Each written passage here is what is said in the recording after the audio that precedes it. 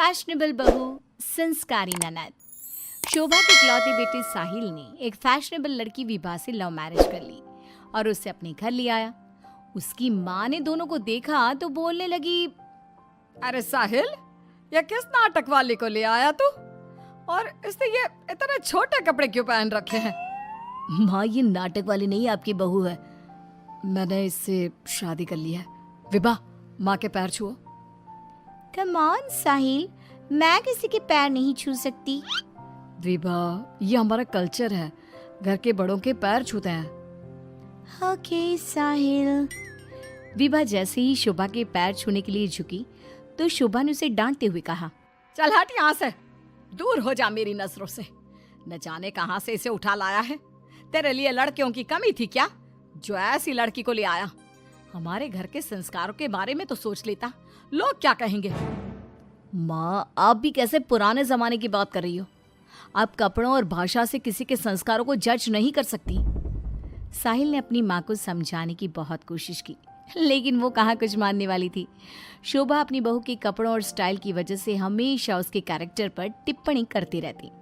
एक दिन विभा अपनी सास के लिए चाय बनाकर लाई। गुड मॉर्निंग मॉम, ये आपकी टी। ऐ छोरी, तुझ में संस्कार नाम की चीज है या नहीं? गुड मॉर्निंग ना बोला कर मुझे। हमारे यहाँ बहुएं पैर छूती है और तूने ये कैसे कपड़े पहने? देख जरा मेरी बेटी रानी को, सीधे सादे कपड़े पहनती है वो। मॉम, आपकी बेटी को फैशन की बिल्कुल भी नॉलेज नहीं है। उसी तो आप तंबू भी दे देंगी ना तो वो तंबू भी पहन लेंगी।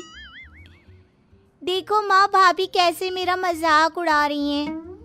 रानी, मैं तुम्हारा मजाक नहीं उड़ा रही, मगर ज़रा देखो खुद को, कैसी लग रही हो।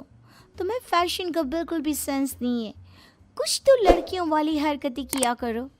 चलो कोई बात नहीं, मैं आ गई हूँ ना, सब सिखा दूंगी। इतना कहकर विभा वहाँ से चली जाती है और रानी सोचने लगती है, भाभी आपने मेरा मजाक उड़ाकर अच्छा नहीं किया। अब देखो मैं कैसे आपको इस घर से बाहर निकालती हूँ। अब रानी हर समय अपनी भाभी की कमियां ढूंढने में लगी रहती। रानी की माँ तो विभा से नफरत करती ही थी, लेकिन घर से निकालने के लिए जरूरी था कि साहिल भी विभा से नफरत करे। एक दिन घर में पूजा हो रही थी। घर के सभी सदस्य पूजा में शामिल हुए, लेकिन विभा नहीं हुई। जब पूजा खत्म हुई तो रानी ने कहा, भैया माना कि भाभी फैशनेबल हैं, लेकिन इसका मतलब ये तो नहीं कि वो भगवान में बिल्कुल आस्था ना रखे। उन्हें पूजा में तो आना चाहिए था ना। हाँ बेटा, तूने अपनी मर्जी से शादी तो कर ली, अब अपनी मॉडल बहू को घर के तौर तरीके तो सिखा दे। अपनी बहन और माँ की बात सुनकर साहिल विभा के पास गया और उससे कहने लगा, विभा, आज घर में पूजा थी, तुम क्यों नहीं आई पूजा में? पता है लोग कितनी बातें बना रहे थे। माय डियर हस्बैंड, इतना गुस्सा क्यों हो रहे हो? जरूरी नहीं कि भगवान को खुश करने के लिए पूजा में शामिल होना पड़े। जब भगवान को दिल से याद कर लो ना तो बस उसी समय होगी उनकी पूजा। विभा, तुम शब्दों के जाल में मुझे मत फंसाओ। मैं जानता हूँ तुम इन सब चीजों को नहीं मानती, लेकिन तुम माँ की खुशी के लिए ही चली जाती। कम ऑन डार्लिंग, तुम तो छोटी सी बात को खींच रहे हो। मुझे पूजा में जाने से कोई प्रॉब्लम नहीं थी। मुझे किसी ने बताया ही नहीं पूजा के बारे में। अगर माया रानी बता देती तो मैं चली जाती। इसी तरह दोनों में काफी देर तक बहस चलती रही। अब विभा के ननद और सास किसी न किसी बात पर दोनों का झगड़ा करवाती रहती। जो भी शोभा के घर आता तो वो उसके सामने अपनी बेटी और बहू की तुलना करती। एक दिन उनके घर पर उनकी पड़ोसन आई। शोभा बहन, कैसी हो? कहाँ है आपकी फिरंगी बहू?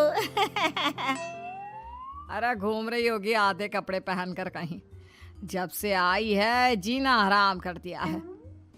शोभा बहन, वैसे जो भी हो, आपके बेटे साहिल ने ऐसी लड़के से शादी करके सही नहीं किया। आपके घर में सब कितने संस्कारी हैं।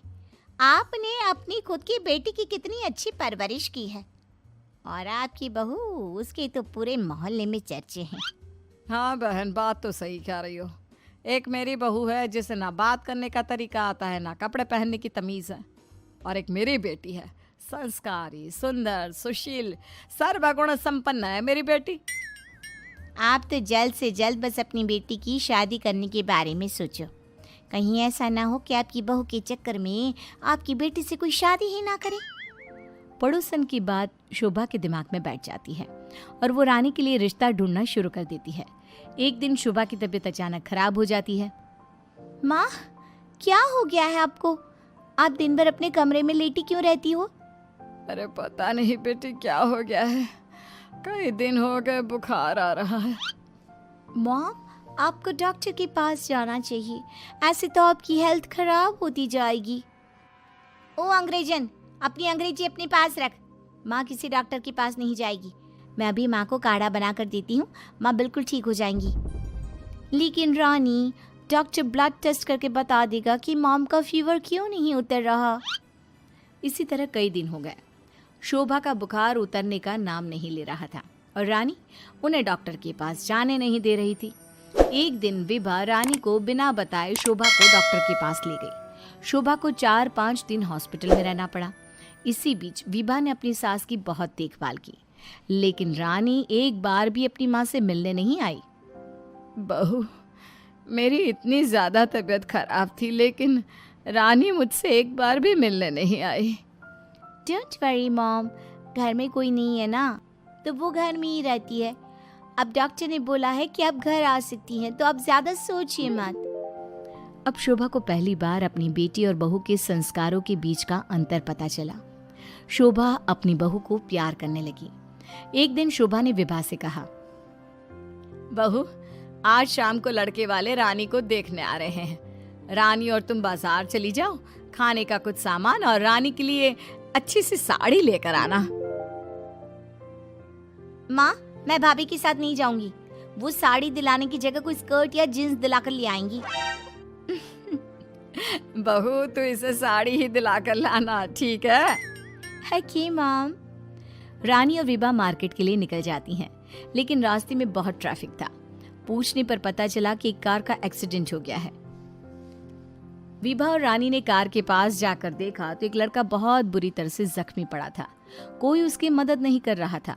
लोग खड़े होकर बस तमाशा देख रहे थे। विभा ने उस लड़की की मदद करना चाहा तो रानी ने उसे रोकते हुए कहा, भाभी, ये क्या कर रही हो?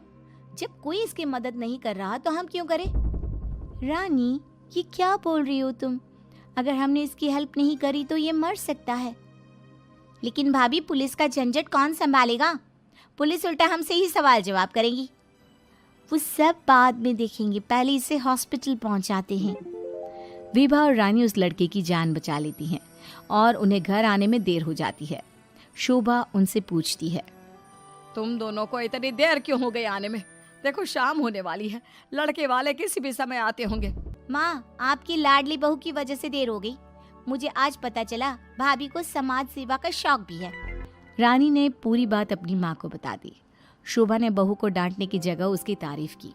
वो तीनों बात कर ही रहे थे, तभी साहिल वहां आकर कहता है, माँ, जो लड़का रानी को देखने आने वाला था उसका एक्सीडेंट हो गया है। क्या? ये तो बहुत बुरा हुआ। ठीक तो है ना वो? हमें जल्दी उसे देखने जाना चाहिए। माँ, वो ठीक है, उसके घर वाले बता रहे थे कि 2 लड़कियों ने उसे हॉस्पिटल पहुंचाया है।